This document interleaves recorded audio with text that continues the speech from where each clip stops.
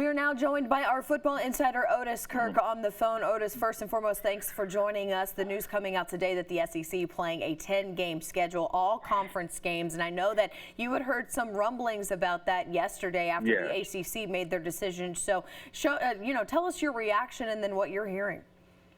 Well, the 10-game schedule, I'd heard as early as 2 weeks ago that was what it was going to be, but the September 26th, I had not heard. I mean, there was always talk it could be moved back, but I thought maybe they would move it up, if anything, since they could have moved it to August the 29th, and that would have given them extra 3 weekends there to kind of play with. But I guess, they've got their reasons, and I think what it does, it's just a good – first thing, Alyssa, is just great. There's going to be football. I mean, that's been will there be football has been the question. So I'm not going to gripe about it starting late. It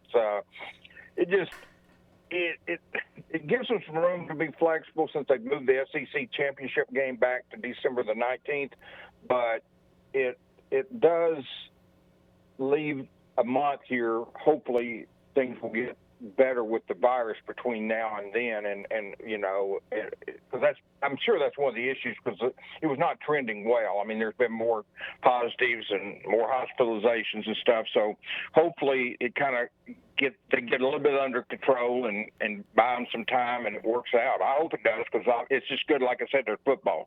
You had the ACC yesterday say that they wanted a 11-game season, 10 conference games plus a 1 non-conference games, and right. They did that for a lot of their ACC schools that play an SEC school rivalry weekend at the end of the season. The SEC not going for that. Why do you think that? Well, I think they're just trying. I think that they feel like by going strictly SEC, you've got more flexibility, because you're going to lock in with certain dates from the ACC. That's going to take away from flexibility with the SEC playing those weekends. So, because there were various weekends and stuff. I know a lot of it was like at the end of the season, but not everything. And because at your Arkansas going to Notre Dame on September the 12th, you had some of the games at the end of the season, like South Carolina and Clemson, stuff like that. So I think the flexibility deal is just, like I said, I had heard 2 weeks ago, Alyssa, from very good sources that it was going to be a 10-game SEC schedule, and that was it. So I'm not surprised by that part of it.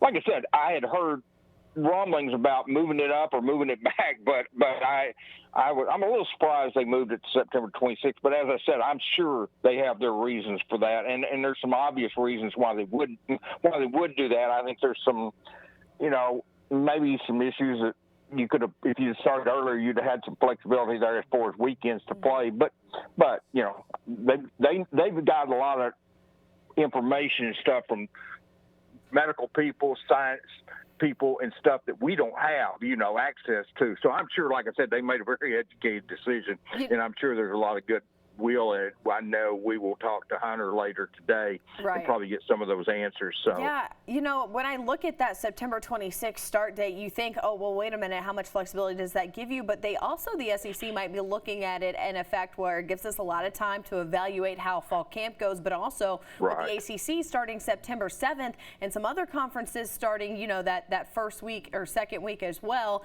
they could easily see how those handle and those go before they start their season. Well, yeah, and they've said all along they're going to use Major League Baseball, the NBA, and I don't know how much of the NBA you can use, because those guys are in a bubble. Mm-hmm. You can't put college teams in a bubble. I think Major League Baseball is a better example of what can happen here. And then, you've got the NFL getting ready to kind of crank up some things. So I think the SEC will be obviously looking at all that stuff. They have looked at those things. They've said, hey, what are they doing well? And maybe what are they doing maybe not so well that we could do better, and so, yeah, I think it's for people that, it's kind of complaining about some of this stuff. You got to understand all this stuff since this started back in January, February, whenever, March, when all this stuff really hit, they're dealing with stuff that there's not a playbook for, Alyssa. There's not a previous deal. I hear people talk about the flu, but with the flu, they know what they're dealing with. With this, they don't. It started out, they had no playbook to go by, really no. There was a lot of unknowns with this, and there's still unknowns. We're in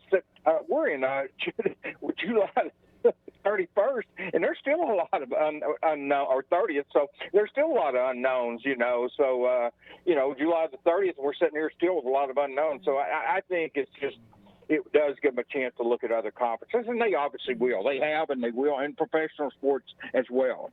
My last question for you, Otis, a lot of talk right now is that Georgia, South Carolina will be the two additional teams to Arkansas's schedule this year. Interesting, first and foremost, that it would be Georgia, having Sam Pittman just come from there as their offensive line coach to be the head coach at Arkansas. But secondly, two teams that Arkansas has played recently when you look at the teams in the East Division that they've played. Yeah, and I had heard Georgia had contacted Arkansas maybe 2 or 3 weeks ago to talk about possibly playing them. That is something that's been discussed. I don't know if Arkansas will confirm that, but it has been discussed. Georgia had reached out to Arkansas a few weeks ago about this game, and South Carolina. You were hoping Arkansas could avoid Georgia and Florida, but I guess there's no way of doing that.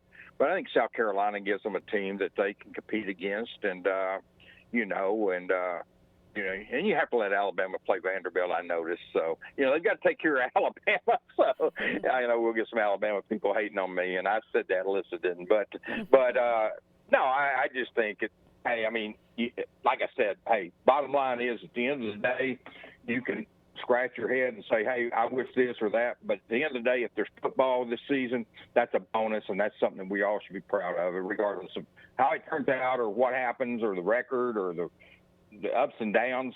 Just enjoy the ride and thank goodness for something, positive for a change and a chance for football. Absolutely. Hey, this is the most definite answer we've gotten in a really long time in the sports world. So it is much appreciated. Otis, we appreciate the time that you have to give your insight on this developing story. Thanks so much. Thank you, Alyssa.